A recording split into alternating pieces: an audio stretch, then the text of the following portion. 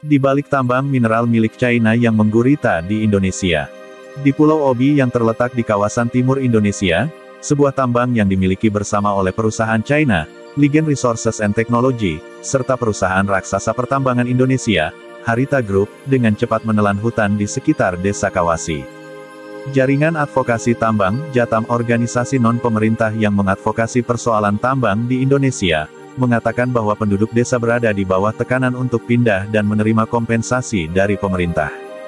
Sedianya, dalam program pemerintah daerah Halmahera Selatan, seluruh warga desa Kawasi akan direlokasi ke kawasan Ekovillage Kawasi yang pembangunannya dilakukan oleh Harita Group.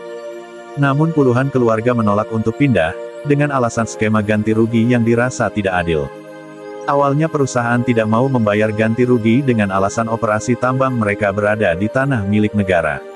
Mereka hanya mau membayar ganti rugi tanaman yang besarnya Rp35.000 sampai Rp75.000 per tanaman, kata Nur Hayati, seorang guru yang tinggal di Desa Kawasi.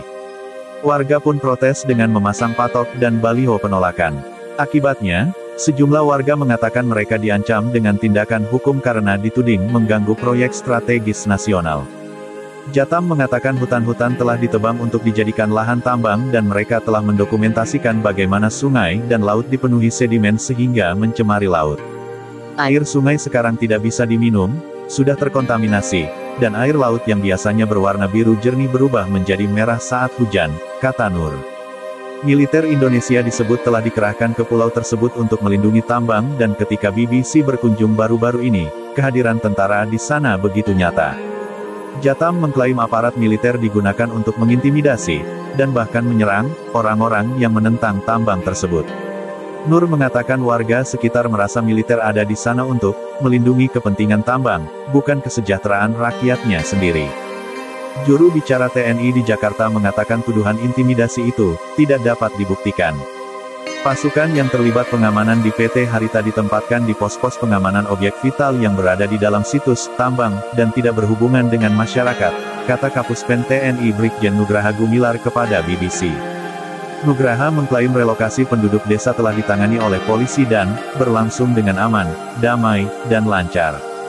Nur termasuk di antara sekelompok warga desa yang melakukan perjalanan ke Jakarta pada Juni tahun 2018 untuk memprotes dampak tambang. Namun Kepala Dinas Lingkungan Hidup Halmahera Selatan Samsu Abu Bakar, mengatakan kepada BBC tidak ada keluhan yang diterima dari masyarakat mengenai kerusakan lingkungan. Kerusakannya bagaimana? Lokasinya di mana? Kapan terjadi? Sampai sekarang kami belum menerima laporan secara resmi dari masyarakat soal kerusakan lingkungan, kata Samsu. Ia juga membagikan laporan resmi yang menyimpulkan Harita Group taat terhadap pengelolaan dan pemantauan lingkungan sesuai dengan kewajiban. Harita sendiri mengatakan kepada BBC bahwa mereka mematuhi dengan ketat praktik bisnis yang etis dan hukum setempat, serta terus berupaya mengatasi dan memitigasi dampak negatif apapun. Mereka mengklaim bahwa hal tersebut tidak menyebabkan penggundulan hutan secara luas, sumber air minum setempat terus dipantau, dan tes independen telah memastikan bahwa air tersebut memenuhi standar kualitas pemerintah. Harita menambahkan bahwa mereka tidak melakukan penggusuran paksa atau transaksi lahan yang tidak adil dan tidak mengintimidasi siapapun.